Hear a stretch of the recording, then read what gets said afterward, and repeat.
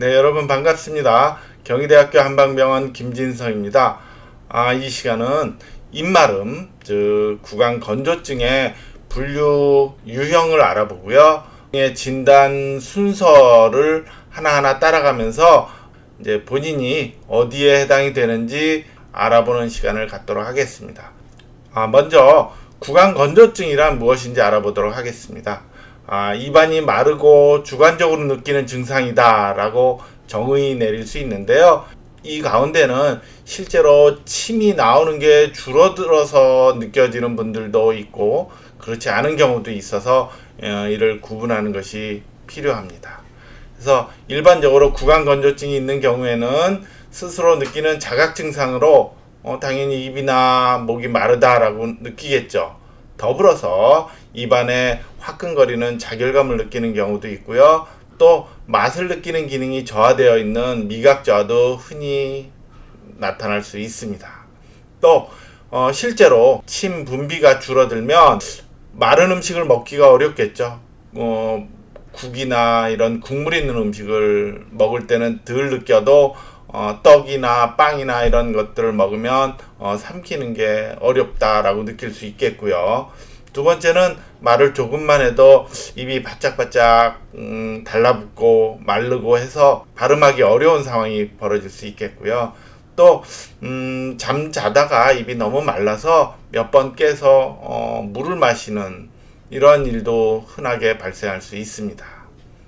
다음은 타각소견이라고 해서 구강 건조증이 나타나면 입안에서 나타나는 몇 가지 사인, 즉 징후들이 있어요. 이를 살펴보면 첫째는 입안 점막이 건조해져 있어요. 혀를 중심으로 해서 마르다, 건조하다 이런 느낌이 눈에 띄게 되겠죠.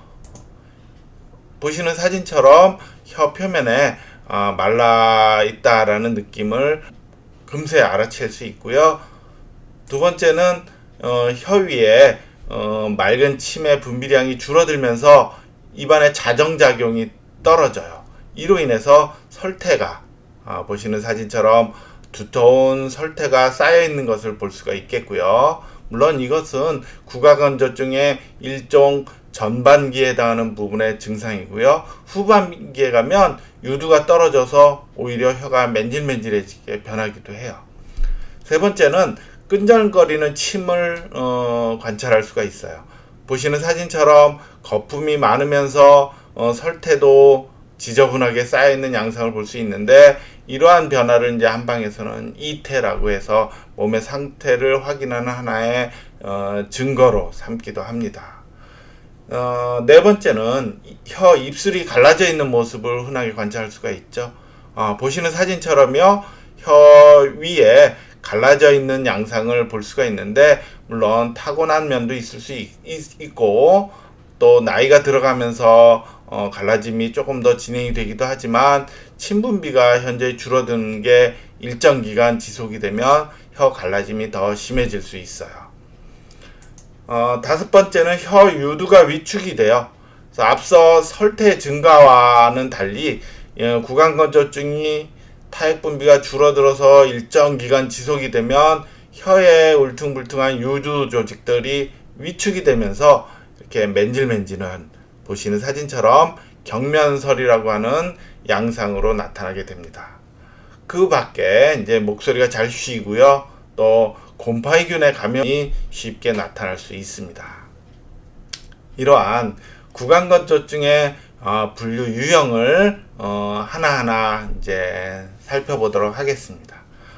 보시는 흐름도에 이제 항목들에서 빨간색은 예, 또 하얀색은 아니오로 해서 따라가시면 되는데 먼저 구강건조증은 입이 마르다는 본인의 주관적인 증상이다 라고 했죠.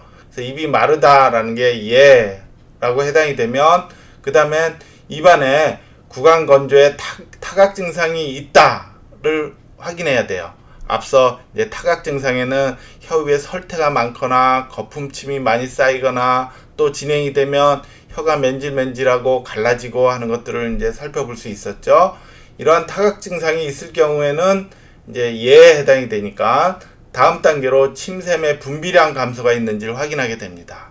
보시는 사진처럼 간단하게 안정된 상태에서 흐르는 침의 분비를 측정해 보거나 또 씹는 동작을 하면서 분비되는 침의 양을 이제 측정을 하게 돼요. 타액 분비량이 감소가 되면 이제 특정 어떤 질환의 유무를 확인하게 되는데, 이때 이제 하는 검사가 침샘뿐만이 아니고 눈물샘의 분비를 측정해 보고 또 입술 조직에서 세포를 떼서 현명으로 관찰하는 검사를 또 해보게 되고, 또 혈액 중에 자가 항체라 그래서 항체의 유무를 이제 확인하는 검사를 해서 양성으로 나타나면 예에 해당이 되니까 효그렌 증후군을 진단하게 되겠고요. 또 그렇지 않을 경우에는 타액 분비가 저하되어 있는 구강 건조증으로 진단하게 되겠죠. 또 위에서 구강 건조에 타각 증상이 있냐라는 거에 아니오라고 만약에 해당이 되더라도 침샘 분비량을 측정을 해봐야 돼요.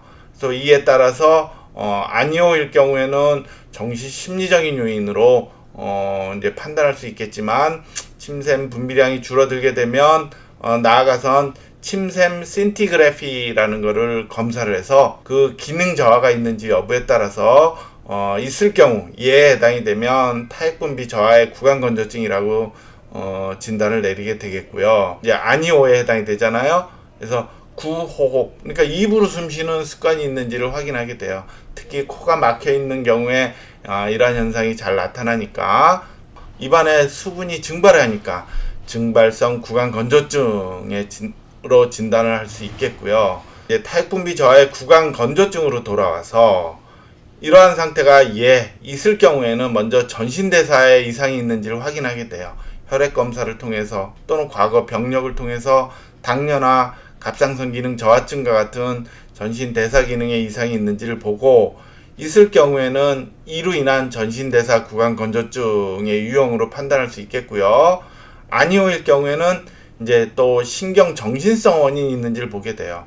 과도한 스트레스에 자주 노출이 된다든가, 또 불안, 우울과 같은 심리 상태에 놓여 있으면 이로 인해서 교감신경이라는 게 항진이 돼서 침샘의 분비 기능을 억제하게 만들어요. 이러한 원인이 있을 경우에는 신경성 구강 건조증이라고 얘기할 수 있겠고, 또 이러한 원인이 없는 경우에는 특정 약물의 부작용이 있는지를 확인해야 합니다. 흔하게는 이뇨제가 있는 고혈압약이나 또 비염이나 가려움증에 쓰이는 항히스타민제, 또 이제 불안, 우울, 수면 장애에 쓰이는 향정신성 약물들의 복용 이력이 있는지를 확인해서 이러한 약물을 복용할 경우에는 이 약물로 인해서 침샘 기능이 방해를 받을 수 있다라는 판단에 약제성 구강 건조증이라고 진단을 내리고요. 아니오일 경우에는 침샘 자체의 기능 장애를 의심하게 돼요. 이러한 침샘에서 침을 만드는 기능이 저하되거나 또 침샘이 망가져서 오는 유형이다라는 의미이죠.